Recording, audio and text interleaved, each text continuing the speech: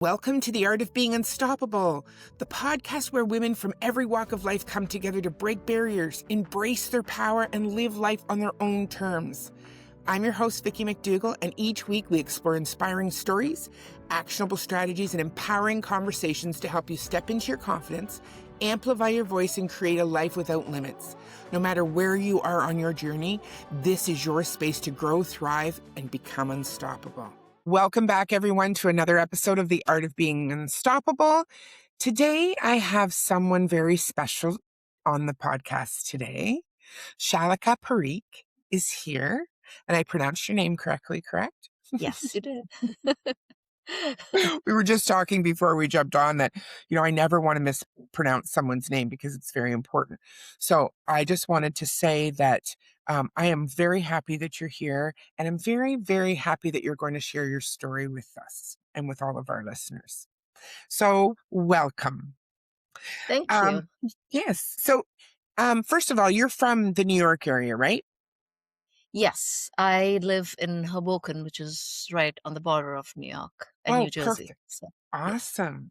So do you find, like, are you in a bigger city or are you in the suburbs? Um, well, this area is primarily like an urban area, but also it has the feel of a cozy suburban feel. So Does it? it's a little bit of both. So I kind of live in between of those two worlds in That's in some awesome. sense. I Yeah. love that. I really do. I'm always curious, on, people from different parts of the country and what it's like there. I mean, New York is so busy and beautiful, but busy, right? And to be able to be Yeah. that close, it's a really cool thing. So I would It like is. you Yeah. to share a little bit about you with our audience. Um, I know that you've really shifted your life in the last little while. So let's share a little bit about you. Okay, so I grew up uh, in India. Uh, my parents, grew up. They were very humble beginnings. My dad was in the army. Fast forward, I saw him work really hard. Um, I went to London to do my fashion design. Came back, uh, started a career in fashion in India, working with Europe. Um, Fast forward from there, I moved to US I would say about 18, 19 odd years ago, uh, with my then husband, who had a job in American Express and, in New York City. Yeah. Had my kids, and that itself is a lifetime, Mm. you know. And about, I would say about a year and a half ago, I kind of started, I went through, my husband and I, we kind of split. And so, um, I started my journey into interior design because, for the last couple of years, I was sort of like dabbling into it. I had a lot of friends encourage me to take it on because they saw my home. They saw that, I was basically renovating as I went along. And I think we must have moved about 6 or 7 times. So each time we moved, I renovated the space. And then, that kind of like when we sold the property, it just made more money. And it's just something that kind of really interested me. And it was very connected to the line that I was already in. Um, and the past year has been incredibly, what can I say? It's been exciting. Oh It's been an yeah, I adventure. bet. It's been everything because I decided to buy, post you know, my husband and I kind of, my ex-husband and I should say, when we kind of moved our separate ways, I decided to invest in a property and then take that on.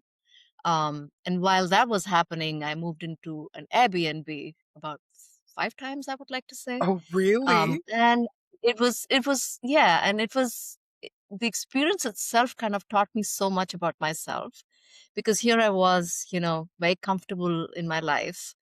Um, and here's the funny thing: when you're not happy internally, it doesn't necessarily manifest into a full blown reality, because life takes over. You have so many things that you need to be, so many people that you need to kind of convert into a mother, somebody who needs to clean the house, somebody who needs to cook, somebody who needs to pick up the kids.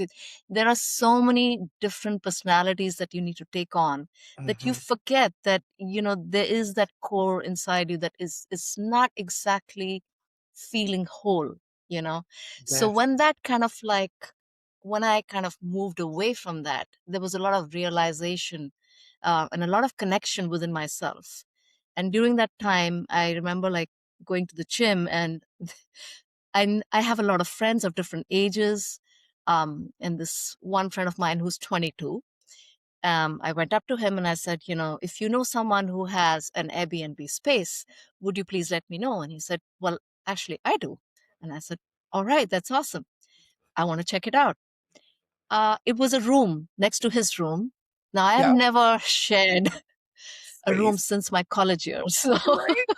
it was quite the experience moving into this kind of setup. And I'm so grateful for him even sharing, because at that moment, what I wanted to do is conserve as much finances that I could, because I was investing into this property. Right. So when he offered that, I felt so grateful. But living with him for, I would say, close to about 2 months, was such a throwback into my teenage years and my college years, because I think you kind of move away from that. You get too comfortable. So it made me so uncomfortable that I had to kind of face all of those realities, all of those emotions in real time while I was doing all of this, or making all of these changes and moving in different directions. Um, Prior to that, I had already started this business, interior design business, and I was connecting with people. And funny enough, I had 3 clients at the same time. Started working with them. So there was so much going on, and at the same time processing all of that internally on my own. It was a lot, Y- but it was You an know, experience worth remembering. absolutely. But let me circle back a minute because you're living in a room. You've come from, a very comfortable life. And now you're living in a room because you have time just with you at the end of the day. Yes, you're still doing and doing and doing. But like you said, you've come back to you again now and you're realizing you're like, it was almost a second chance at exactly because you started your college, right? Your career in fashion design. And then you get this new chapter starting again. And it's almost like it's bringing you back to where you started to allow you to grow from there. Yes, I have to say that there were moments I remember just sitting down and thinking, what am I doing? What's going on? Like, what was this decision about, really? Because you question yourself. You've been Yeah. with, and again, my ex-husband and I, we're very amicable. We're still friends. So there wasn't really, anything really for me to move away from, other than the Right. fact that we did not really connect with each other. We were not emotionally connected. So Yeah. I think knowing that it wasn't such a drastic reason to kind of move in different directions, you kind of question yourself. What are you trying to achieve from this? What Hmm. is your real purpose in life? It all kind of circles back to you and being content with yourself. Hmm. And sometimes Absolutely. I feel like in relationships you can deviate from that very easily, because the kind of person I am, I'm a giver. That's Hmm. just my personality, and I have to learn to accept that. Yeah. And I also have to learn to understand that I also need, if not everything, but some kind of response from people around me, from my friends, from my family. So I think accepting is as important as giving, because sometimes you kind of go into the role of just being a giver and not receiving, and not respecting that purpose in your life. You know, um you hit the nail on the head there because, pardon me. women tend to, you're a mother, you're a wife, you're a giver because you're doing for everyone all the time. We have this internal emptiness because we don't know who we are. You lost yourself in the giving and the doing, and nothing was filling your cup, right?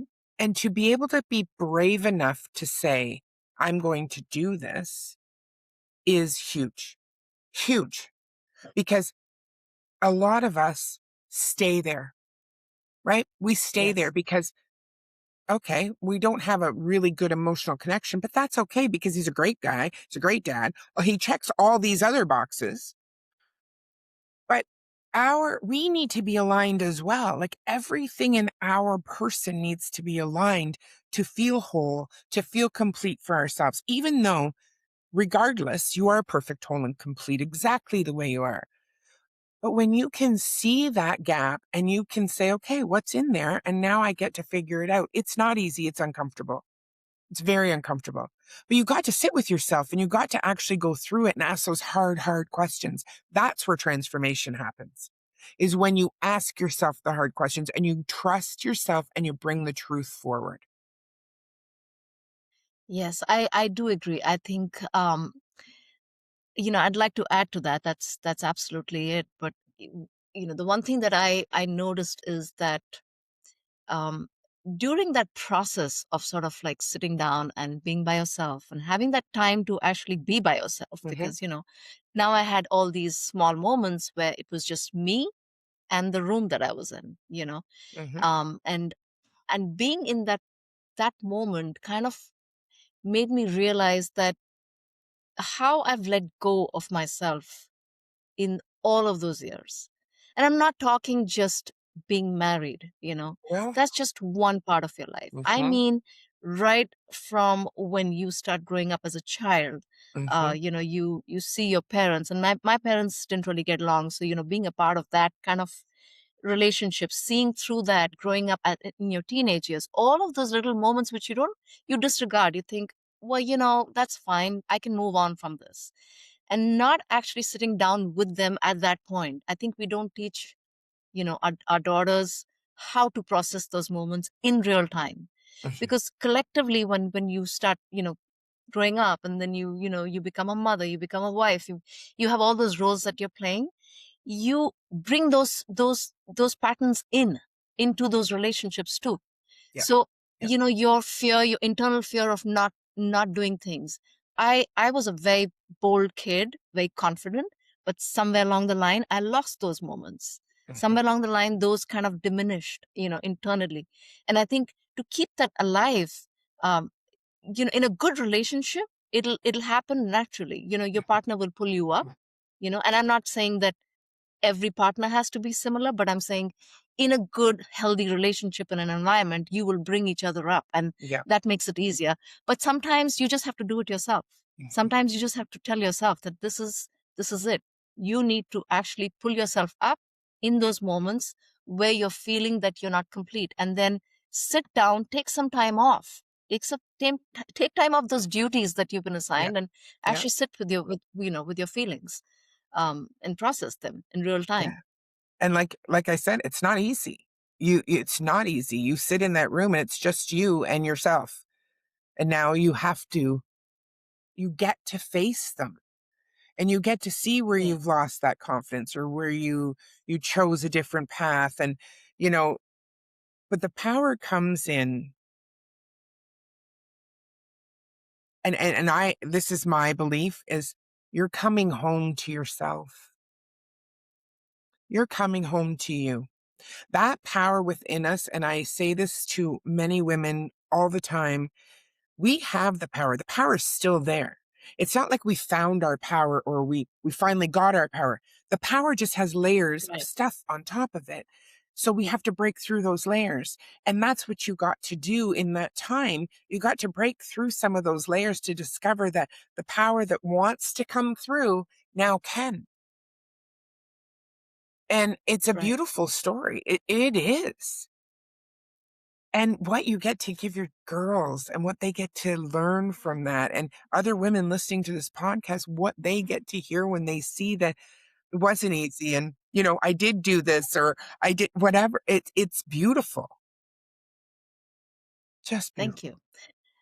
I mean, it was kind of cathartic, I think, to kind of like, as I was doing this apartment, it was getting gut renovated, and I was sort of gut renovating myself internally during that Yeah. process. It was, Yeah. it was ironic in that way that, but I have to say one of my I think the pride that I feel is when my daughter, my older one, she's 14, she looked at me one day and she says, "Mommy, I am so proud of you. What you've done is you made those changes to make yourself happy, and I haven't seen you so happy in such a long while." And I mean, that to me was it just blew me away, because I said, I didn't expect that reaction from a 14-year-old, or that kind of, insight from a 14-year-old. Yeah. So for me, there was just a moment of, and this was fairly, earlier in the stages of when I was going through all of this. So it kind of like pulled something out of me at that point. So it's Mhm. just like my children sort of gave back to me, you know, uh, in so many different ways during that time. Um, it was an amazing feeling to kind of know that they also understand what's going on, that it's hard for me, but I'm still doing it. And Yeah. someday they will know that uh, settling down for anything in your life is never going to get you anywhere that you want. Never settle down, because when you settle down, you're Mhm. settling down with yourself. You're settling down being whatever you are, but not fully what you need Mhm. to be. You know, you have to be who you are in your entire package. And then you can sort of make those decisions on what do you want to do? Whom do you want to be with? If that Mhm. kind of like is just settling down with someone or settling for something, is just not going to cut it. Some point it'll catch up with you, and you will have to kind of redirect your path in life. Yes, absolutely. And, the purpose for me for this podcast is to allow women to see the possibilities in themselves through other stories. And the, you know, unstoppable doesn't happen once and you're good. Being unstoppable is a process, and it's a practice that you practice every day, because there's always going to be something that's going to come up. There's always going to be different areas that we want to grow. There's going to be a different, scenarios that come up. But you take your love for and the growth. I think, how has your business changed for that? You're seeing this and you've renovated places and you've created new spaces and you've done it through your heart. And what's something that people may underestimate about their physical surroundings as well? Because we can work on this, but if we have these things that still bring us down in our personal space, it doesn't jive. So what do you Right. say about that? um I think for me, my home is a place where uh I balance my energies. If I have a bad day, it kind of gives me a warm hug. um if I'm in a happy mood, it kind of like brightens up with me. So it's my home is really a space for me and my children, right? So it has to kind of have that energy that reflects all of us. Hmm. I think what we generally what we take a home as is just a place we sleep or eat, but that's not how it works. I think energy in a space is really important. If I were to say one thing about how to kind of like think about your home and your space, is really connecting deeper with yourself and what you want it to give you, because it's there for you. It's not the other way around. It's not meant to be decorative. It's not meant to be beautiful. Those things are great. It's great to have stylish decor. It's great to have a nice space, a good, quality things, but at the end of the day, the feel that it gives you is really more important. So when you walk into your space, what does it reflect to you? And if there's a disconnect there, if there's chaos, if there's things that are, that kind of like are your pain points, you look at it and you kind of like shirk away.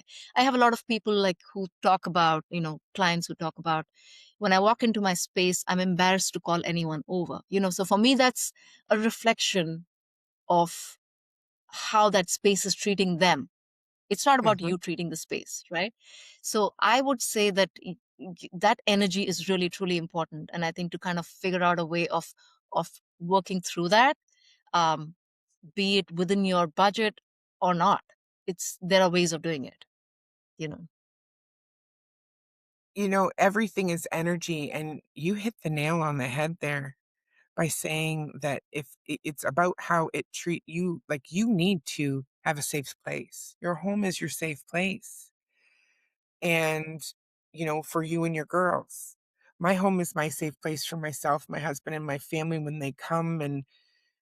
And I have to share this because this brought up something for me, and it almost made me a little emotional because when my parents passed, I have a lot of their stuff, like stuff, just stuff.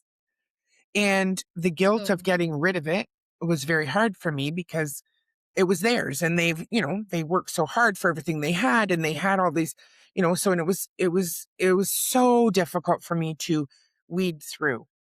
And once I became aligned with who I chose to be and what worked the best for me, and that's these conversations, this um space that I've created for women, my life in my home has changed.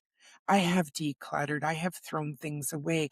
I have started to cleanse the space around me. The energy is completely different now.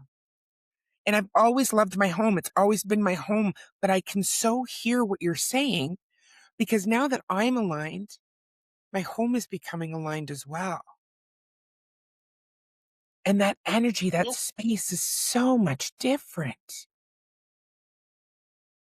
Yes, and I think we don't kind of, I feel like we don't pay enough attention because our lives are so busy. Most Yes. most people are working. There's so much of movement happening in their lives, right? So Yes. it's hard to pay attention to these small things, that Mhm. how they affect you. If when you come back home, you have kids to feed, you have laundry to do, you have dishes to place, um your food to cook. I feel like you kind of lose the value of just having that one space where you Mhm. can calm yourself down, because you have to go back the next day and do those exact same things, right? You need to kind of de-stress, you need to kind of unwind. And I think how you place your home, how you create the energy around you affects that, because recharging really isn't just about meditating or doing yoga, or going to the gym. It's also about how you just sit with yourself, by yourself, doing things you love. Maybe you like music, maybe you like to draw or journal, but creating those spaces that kind of revolve around that. If you like music, then maybe having a space where you've created this little nook for yourself, where your favorite nook, you finished your work, now you want to go and just listen to some music. So sit in that area, listen to that music. It'll revive you, because those things are so important. To kind of, we are human beings, we need to have something back into us every Yes. single day, not once in 6 months for a vacation, every single day. So I kind of really try to create those spaces for whomever I work with. I encourage my friends to do it all the time. They get annoyed with me sometimes, so that's okay. But but I I think mean, I that's feel part of like the I'm job. constant. I'm sorry. I think that's part of the job. Once we start Right, working on exactly. ourselves and become aligned and everything, and we see what's possible and the power in it, we want to give it away to everybody, right? Right, exactly. Exactly. I just feel like I'm pretty unstoppable when it comes to that, because Right. I kind of always, encourage people. If I go in, I say, you can do this. I mean, I am probably the annoying person who gives you advice, when it's not needed. But because you're a friend, you'll just take it anyways. So that's how it I love works. it. I love, love, love that. So, I all of your information is going to be in the show notes for everyone if they want to contact you, if they want some advice. Now, I know that you do a lot of in-home work around where you are, but do you do any virtual work as well with people? Yes, I do virtual. I think, given that it's so easy to do a virtual, say, a call with you, you're, literally Yes. across. But yes, that is something that I love doing. It just works a little differently. I have all the details on my website. Um, but I love clients from anywhere. So I yes, love that. absolutely. That's beautiful. So then anyone listening can connect. So what is I kind of want this question to be something for our listeners to really hear, but what is one thing listeners can shift in their homes this week to feel more supported? So I would say start small. I think the overwhelm is definitely where we kind of stall on what we want to do. Start small. Pick one area. It could be a kitchen counter. It could be your one shelf that you've been trying to, which kind of when you look at it, makes you doesn't make you feel good. So think about how you could make it better. Take out whatever you are not using. For instance, if you have things that you love, books, uh, favorite pieces that you picked up from a trip, place them. But if there's things that you absolutely do not know why they're there, get rid of them. There's no need for them to be around because you're not connecting with those things. They're just going to make you miserable, right? Once you've done that, you have Pinterest, go on to Pinterest, see how you can actually arrange that one area, right? But it Mhm. really starts with you decluttering because if you Yep. have Yep. so many things, you're not going to understand how to actually get around them. Um, Storage, that's a great way of sort of minimizing visual chaos, So even on a shelf, you can think of how to store your things, you can make it look pretty.